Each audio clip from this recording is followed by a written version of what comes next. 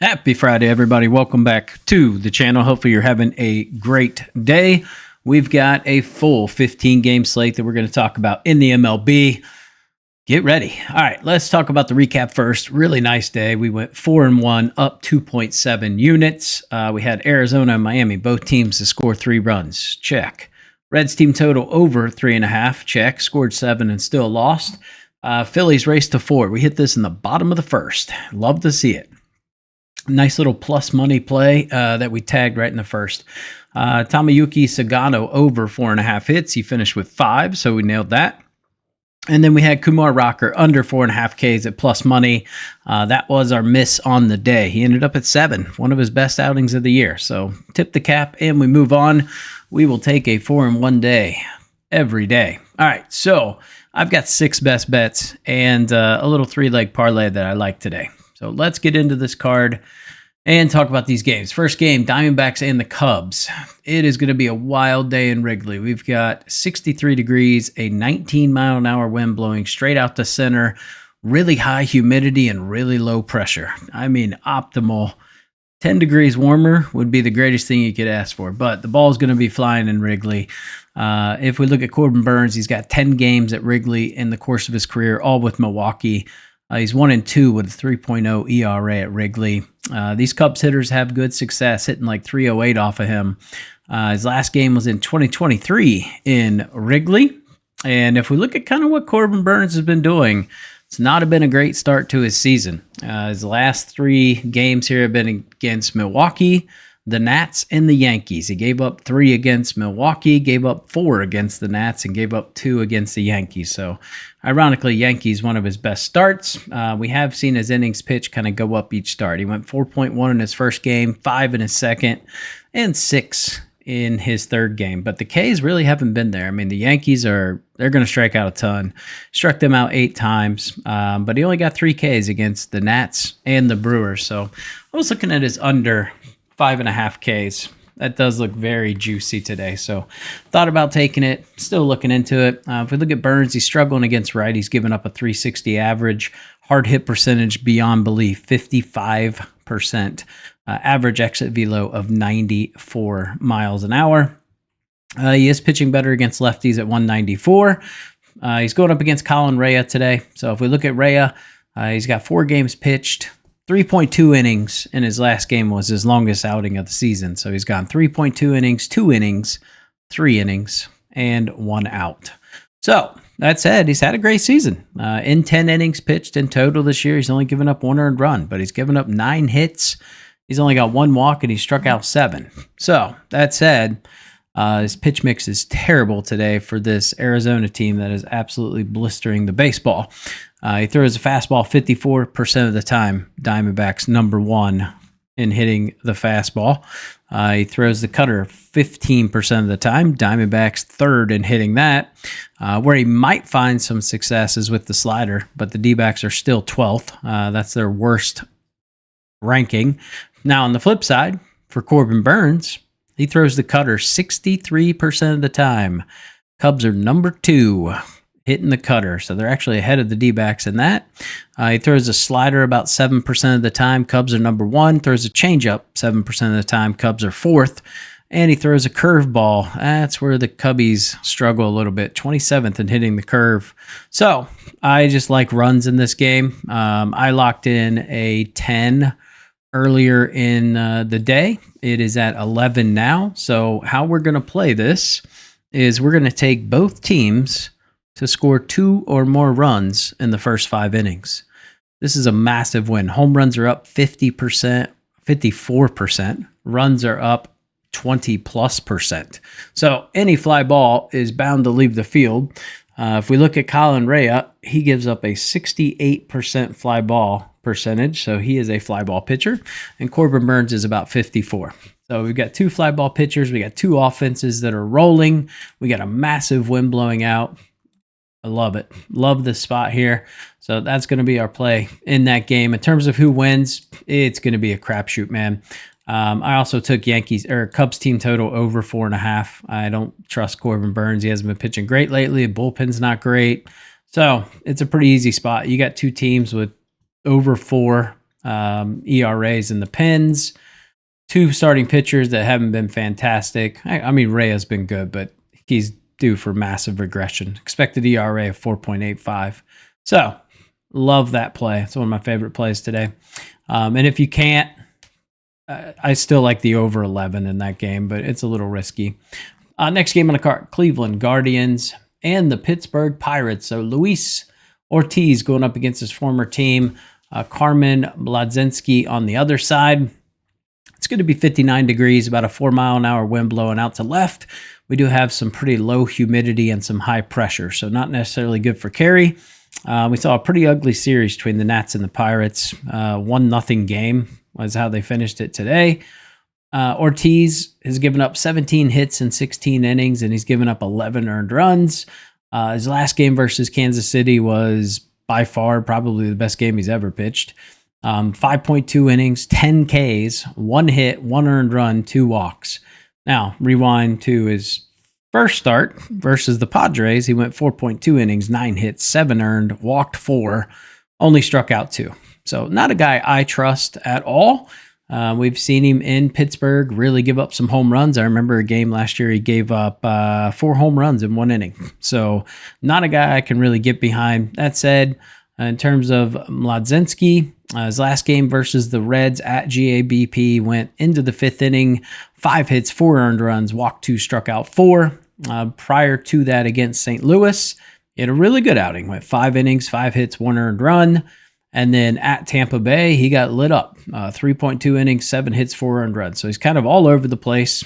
I will tell you this Guardians team is hitting righties pretty well, 281 over the last week. Struggled to get runners in when they're in scoring position, only hitting 235.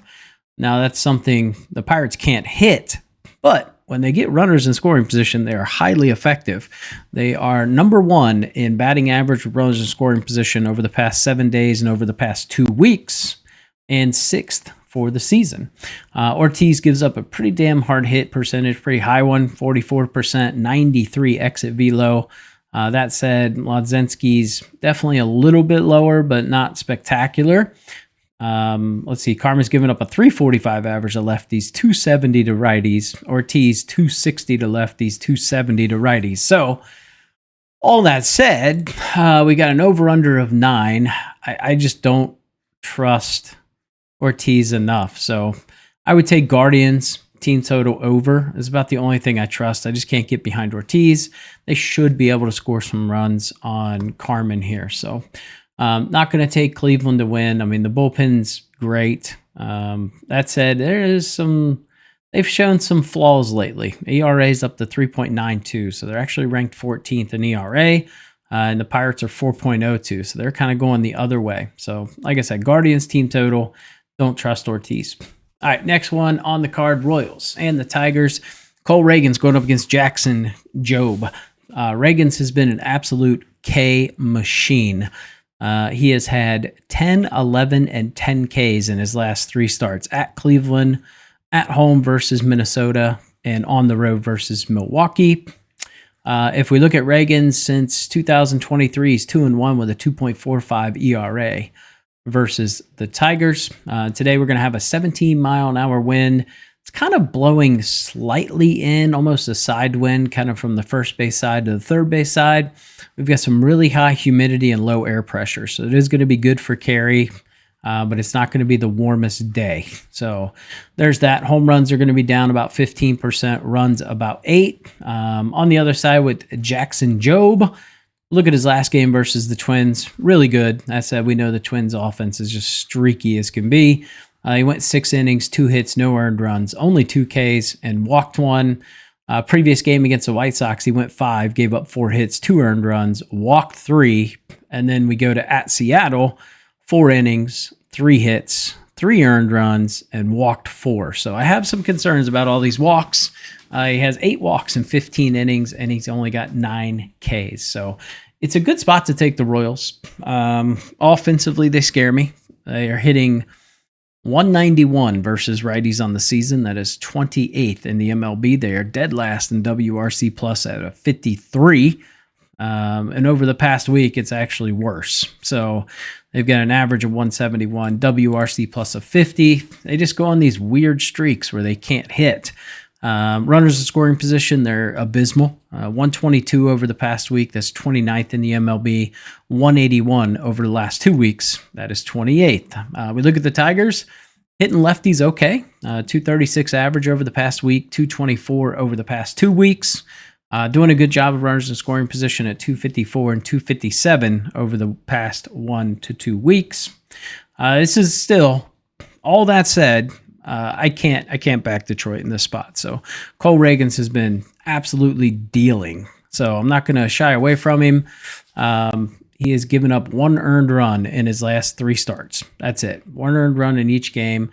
He didn't have a fantastic first start to the year, but the last 3 have just been outstanding. So I can't find a reason not to back KC. We're going to put him in the money line parlay, and that's how we're going to play that game. All right, next game is going to be the Marlins and the Phillies. Zach Wheeler going up against Sandy Alcantara. Wheeler scares me a little bit against the Marlins. A little bit. I remember we had a game last year. We bet on, I gave out Zach Wheeler run line against the Marlins, and he got absolutely torched by them. It was a game back in, I want to say like May of last year. He went 4 innings, 6 hits, 6 earned runs. He got absolutely torched. I think it was a getaway day as well. Let's see. He pitched against them 3 times last year. He went 1-0. Somehow they managed to come back, and he got a no decision. But 1-0 with a 4.86 ERA. So, since 2023, he's pitched against them 6 times. He's 1-0 with a 3.89 ERA. We're going to have a 14-mile-an-hour wind blowing out center field, mid-humidity, high pressure. It's going to be 61 degrees. Home runs are going to be up about 22%, runs up 3%. So this over-under of 7.5 looks pretty juicy, to be honest. But we're going to just run it right back and go Phillies race to 4. It worked out for us yesterday. It's a play I've been doing for the past year, and it's panned out pretty dang well. If we look at Alcantara, or let's stay with Wheeler here. So I think he's due for a good bounce back game. If we look at his last 2 games, they've been pretty rough. At the Cardinals, 6 innings, 7 hits, 4 earned runs, gave up a homer. Versus Atlanta, he went 5.1 innings. We thought it was going to be a pitcher's duel with Chris Sale. It was not. 8 hits, 5 earned runs, gave up a home run. So he's given up 1 home run in each of his first 4 starts this season. Little concerning considering home runs are going to be up 22% and he's a fly ball pitcher, as opposed to Sandy Alcantara, who is a very much ground ball pitcher. 65% of his outs come via the ground ball. It's pretty much inverse to what Wheeler is. But if we look at Sandy, 2 games in April, he was on maternity or paternity leave. So he did miss, it was like 11 days between starts, but last start against Washington, 5.2 innings, 5 hits, 4 earned runs. And then prior to that, in early April against the Mets, he went 5 innings, 3 hits, 2 earned runs. So, I still don't see a spot to not back Philly here. I'm not taking that minus 218 whatsoever. But give me Philly race to 4. I think they jump out early. Guys like Harper, Schwarber should be able to have a pretty good day today. So that's how I'm playing this spot here. We see Alcantara is really struggling against the lefties, giving up like a 270 average to lefties, pitching pretty well to righties, but his hard hit percentage is still really high. It's 47%. So it's one of the things Wheeler does do a good job of for the most part. He doesn't give up hard hits. So that's going to help with the home runs today. So that's how we're going to play that game. Next game, Yankees and the Tampa Bay Rays. We've got Carlos Rodon going up against Drew Rasmussen. Rasmussen has dominated the Yankees. Last game pitched against them was in 2023, but during that year, he went 12.2 innings, 4 hits, no earned runs. He's 2-0 with a 0 ERA versus the Yankees in his career. Both of those games were in 23. Now, if we look so far this year, he's been pretty stellar. He's 3 starts against Atlanta, at Texas, and versus Pittsburgh. 15 innings, 9 hits, 1 earned run, and 15 Ks. So right at 1 K an inning. We look at Rodon. He's kind of struggled against the Rays. If we go back to 2023 to now, he's 1-2 with a 5.03 ERA. Faced them twice last year, 1 home, 1 away. 11 innings, 7 hits, 5 earned, but he did have 15 Ks, so a lot of good Ks there. If we look at the Yankees yesterday, they had to pull Warren after, I want to say, 1.2 innings. So they ended up using 4 bullpen arms yesterday. So a little concerning. That means Rodon's probably going to get some runway to go a little deep into the game. So I don't mind his over 6.5 Ks. His over outs is pretty juiced, so not really worth touching. I do have some concern. This Rays team is hitting lefties really well. Over the past week, 298 average, WRC plus of 152. Over the last 14 days, 268 average, WRC plus of 135. So another home game for the Rays, who I think that's all they play now. But this is a top 5 offense going up against a Yankees team that we know is good. Pitch mix for Rasmussen, not great. Throws 50, well, he throws 80, almost 89% is either a four-seam fastball or a cutter. Yankees are number 1 against the cutter and 5th against the fastball. So it's pretty much all he throws. So I don't really want to back a guy and just throwing fastballs. I kind of want to lean towards the over in this game. I do have a slight lean, but the thing that makes me not want to take it, we do have a 15-mile-an-hour wind blowing in from right field. It's going to be 79 degrees, low humidity, and high pressure. All bad for carry. So that's why I just can't get behind the over. It's a bit of a coin flip, but I would go Yankees in this spot. I will tell you the line kind of reads Rays, but I think they're able to get to Rasmussen a little bit. So give me the Yankees minus 110. Not a game I love, though. It's still a little coin flippy in my opinion. Reds and the Orioles. Andrew Abbott going up against Cade Povich. Abbott's last game was at home against the Pirates on the 12th, I believe. Pretty good. He looked good. He went 5 innings, 2 hits, 1 earned run, walked 2, struck out 5. We were on his over 1.5 walks. So glad he walked 2. If we look at Cade Povich, last game was versus Toronto. He went 4.2 innings, 7 hits, 2 earned, 2 Ks. Prior to that, at Kansas City, he gave up, I don't know how the hell he only gave up 1 earned run, but 6 innings pitched, he gave up 12 hits. So don't love that. If we look at the weather, it's going to be 64 degrees, a 14-mile-an-hour wind blowing out to left center. Pretty mid in terms of air pressure and humidity. So home runs are going to be up like 18%. Runs are up 13%. My only thing that scares me is neither of these teams can hit lefty. They can't hit left-handed pitching. If we go back to Baltimore, they faced 4 lefties on the season. They made Logan Allen look like a Cy Young Award winner. They only got 2 hits in 6 innings off of him. Chris Bubik, they got 4 hits, and he went into the 7th inning. We look at Garrett Crochet. He went 8 innings, 4 hits, no earned runs from Allen, Bubik, or Crochet. The only pitcher they got to was Sean Newcomb. They got 8 hits and 4 earned runs. Every team's getting to him, though, so I almost write that off. Now we go to Cincinnati. A little better on lefties. Andrew Haney, they got to Andrew Haney at home. 6 innings, 3 hits, 4 earned runs. Now, I will tell you, those 4 all came off of an LA De La Cruz grand slam. Bailey Falter, 3 hits, 3 earned runs. And then prior to that, Tyler Alexander shut him down in Milwaukee. Nestor Cortez shut them down for 1 hit in 6 innings after he got demolished in his first start in Yankee Stadium. So 2 teams that are just dreadful.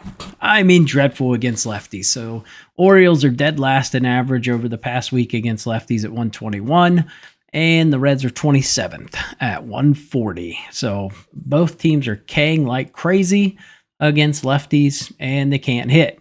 Now what the Reds are doing is they're getting runners in when they get them in scoring position. So they're actually number 1 in baseball this season with runners in scoring position, and mainly it's because they've been getting bases loaded a ton this season. So that obviously helps with runners and scoring position numbers.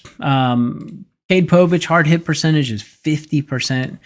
He's getting hit pretty hard. Andrew Abbott, we got a small sample size of 1 start, but he pitched very well. He's always been good lefty on lefty. So it does favor, this matchup.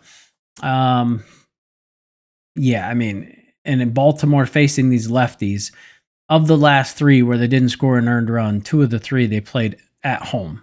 So I just can't really get behind Baltimore at minus 155. What I do like is K. Povich to go over 4.5 Ks. We've seen pretty much every pitcher just dominate the Reds in terms of Ks. And then lefties have been pretty dominant against the Reds. So they're striking out at a pretty juicy clip. So give me K. Povich half a unit over 4.5 Ks at minus 110 on DraftKings. That's really the only play I have in that one. I think there's some value taking the Reds at plus 130, but I'm not going to do it. Can't do it. All right, next game, Seattle and Toronto. This should be a really good pitching matchup. Brian Wu, who was supposed to pitch yesterday, but they moved him to today, is going up against Bowden Francis. Francis, 1-2 on the year, giving up an opponent average of 197. Does have a 4.76 ERA, so a big disparity from what we saw kind of in the last 10 games or so he started last season. Brian Wu, 2.84 ERA, is 2-0, 200 average. Good strikeout rate, 25%. That's pretty high for him. He is a fly ball pitcher. This is going to be in a dome, so we don't really have to worry about the weather. We look at his Wu starts. Pretty good. Versus Texas, 7 innings, 6 hits, only 1 earned run, had 7 Ks. At San Fran, a little bit of a different story. 6 innings, 5 hits, 4 earned runs, had 6 Ks. So Wu at home and Wu away, very different. Makes sense. Seattle's a difficult place to score. But if we look at his away numbers last year, he was 3-2 with a 3.52 ERA, as opposed to home, he was 8-1 with a 2.27. So he's had one game versus Toronto, and that was in Seattle back in 23. And they rocked him. Well, they didn't rock him, but 6 innings, 4 hits, 4 earned runs.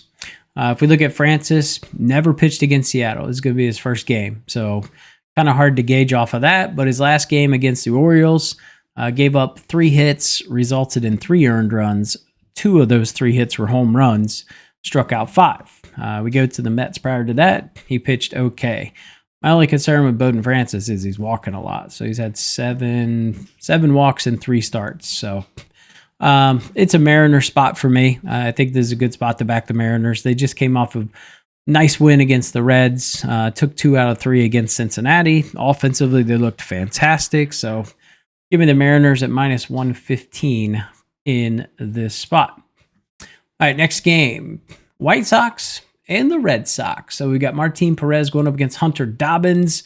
Dobbins did pitch 1 game. So I believe they're waiting for Brian Bayo to come back. So he's kind of holding that spot down. Dobbins is, I want to say he's like their 14th pitching prospect for Boston. So it's not like he's horribly up and coming. Last game versus the Cards, he went 5 innings, gave up 8 hits, 2 earned runs, and had 5 Ks. That said, they won 18-7. So wasn't much of a game. We look at Martin Perez. He literally just faced Boston in his last start.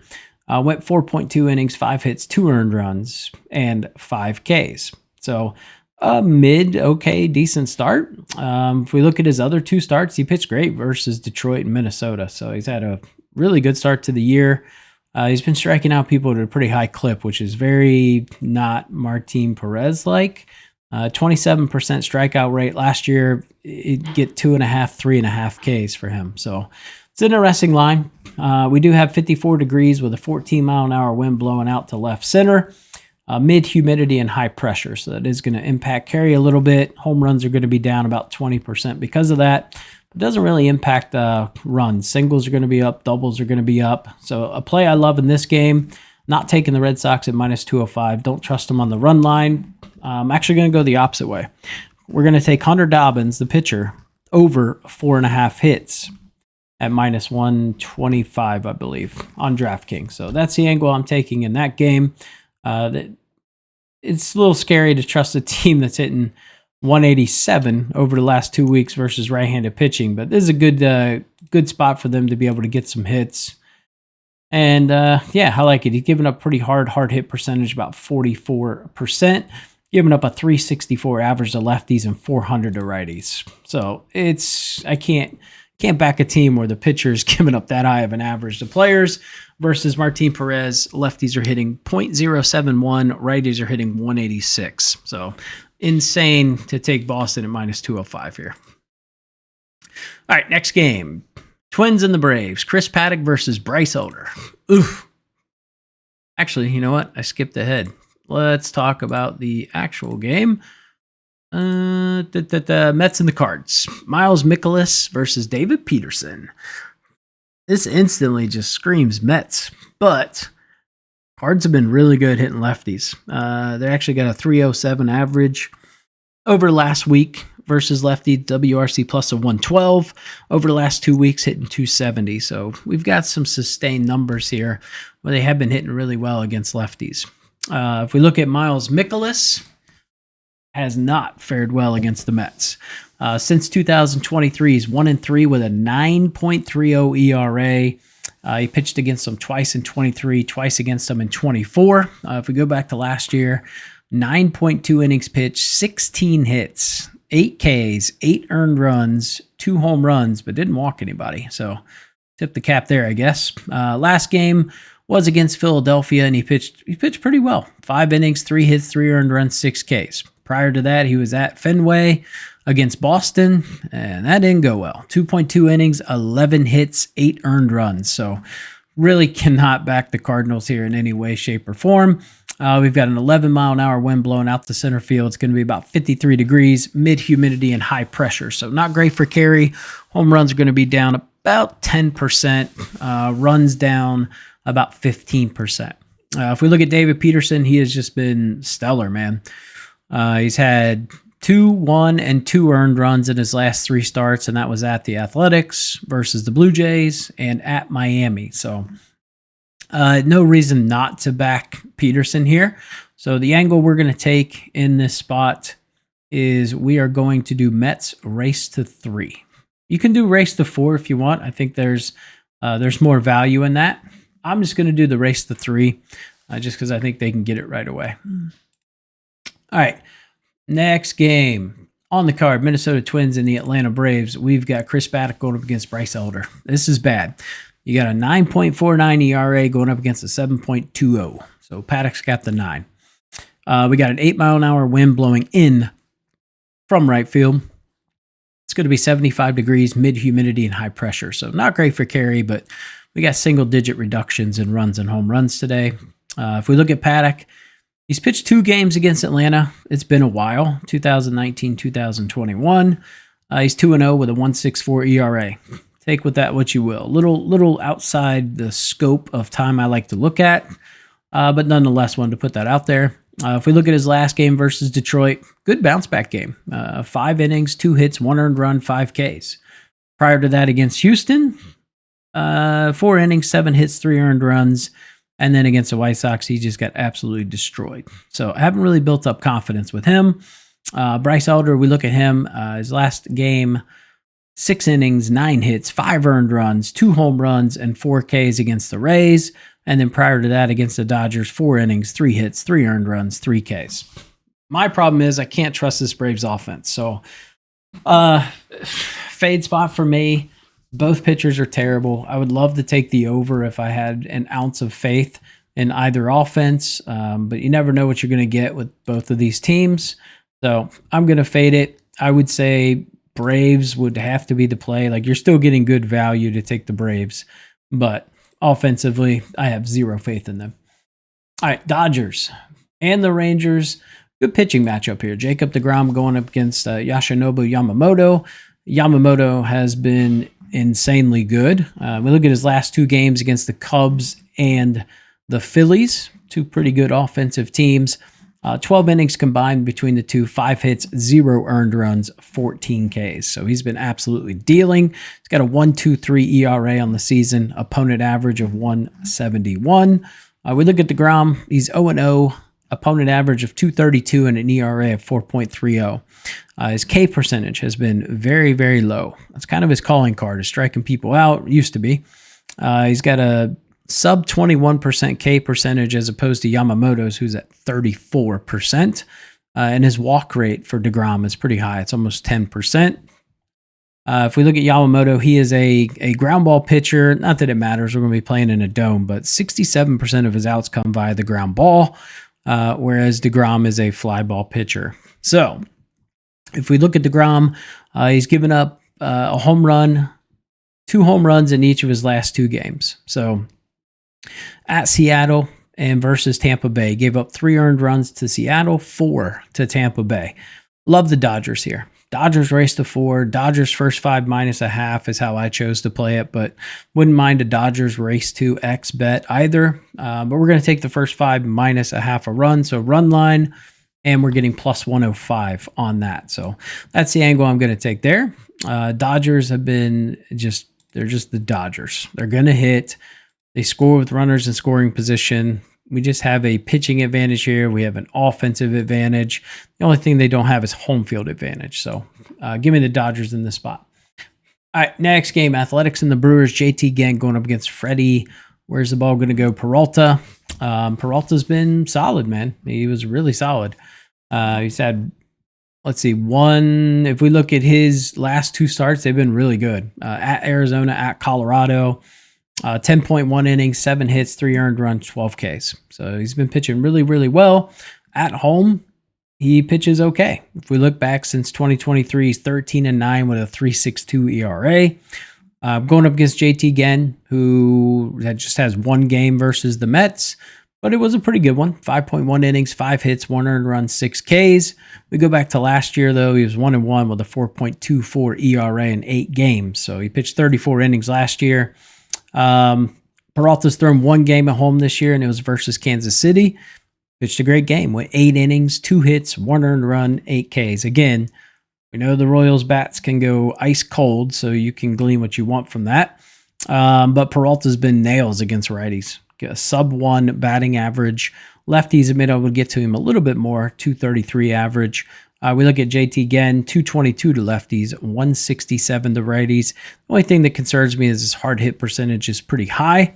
And if we look at his pitch mix, he throws a decent amount of sliders, about 27%. And the Brewers are a very good slider hitting team, 3rd best in baseball. Now, where the Brewers suck is a fastball, which he throws 62% of the time. It's 4-seam anyway. And then about 10% of the time he throws a cutter. So I could definitely see an angle to back the A's here. Peralta's just kind of a wild card. Really good start to the season, but some regression's probably coming. So I wouldn't be opposed to it. Brewers over the past week have struggled a little bit to hit with runners in scoring position, hitting 200 over the past week, whereas the A's are hitting 268 and 283 on the season. So pretty good there. All right, next game, Padres and the Astros. Kyle Hart going up against Ryan Gusto. If we look at Kyle Hart, he is a wild card. Last game versus Colorado was outstanding. 6 innings, 1 hit, no earned run, 4 Ks. And then the start prior to that against the Cubs, he didn't even make it out of the first inning. 2 hits, 5 earned runs, walked 4. And then prior to that against Cleveland was a decent start. 5 innings, 5 hits, 2 earned runs, and 4 Ks. We look at Gusto. Pretty good. Not bad. 4 innings, 4 hits, 3 earned runs, and then that was his worst start, his last start. But we go back to the 3 prior to that. It was outstanding. 1 earned run in the previous start. So really good start to the season.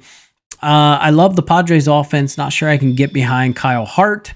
That said, Gusto, we just don't have a lot to go off of, and his pitch mix is pretty juicy for this Padres team. If we look at Kyle Hart, he's been very good against lefties. Sub 100 average, 241 to righties.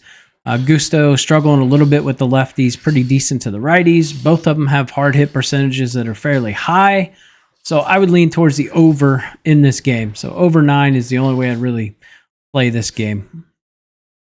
All right, 2 more games here. Nats and the Rockies. We've got Mackenzie Gore going up against Chase Dollander. I am not touching this game.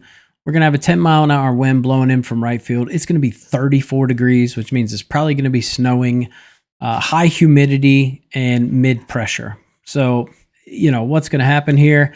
I don't know. Not touching this game. It's a low over-under, I'll say that.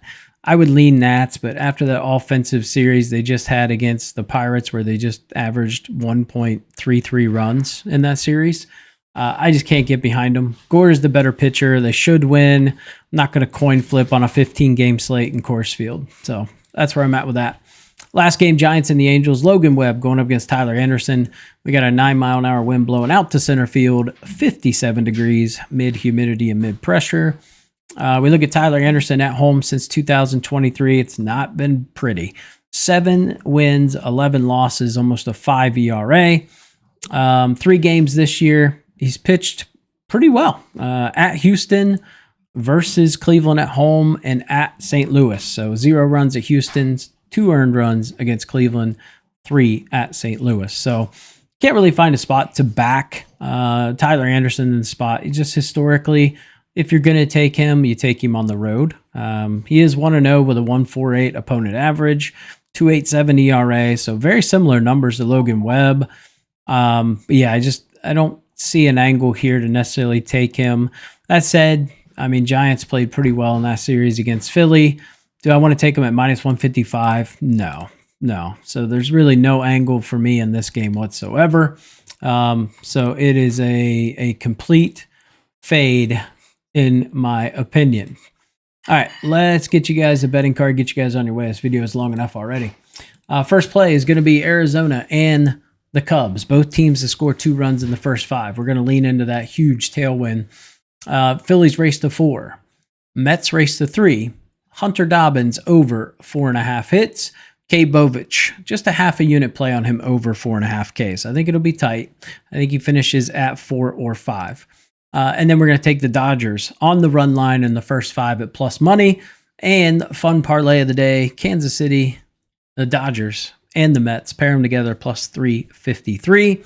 If we look during the course of the season so far, we're having a good start. If you look at a lot of other folks on YouTube in the MLB space, they're struggling, down significant amounts of units. So the fact that we're up 13.59 units in the first month is fantastic. So excited about the slate of games today and the plays we have. Appreciate you guys tuning in. Make sure you like, comment, and subscribe, and I'll catch you in the next video.